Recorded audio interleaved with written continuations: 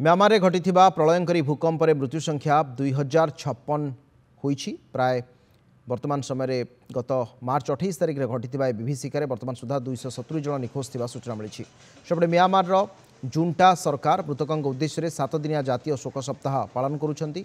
7.7 तीव्रतार भूमिकंप छारखार हो जाता म्यांमार। यार प्रभाव थाईलैंड, भारत, चीन और बांग्लादेश उपर पड़ता।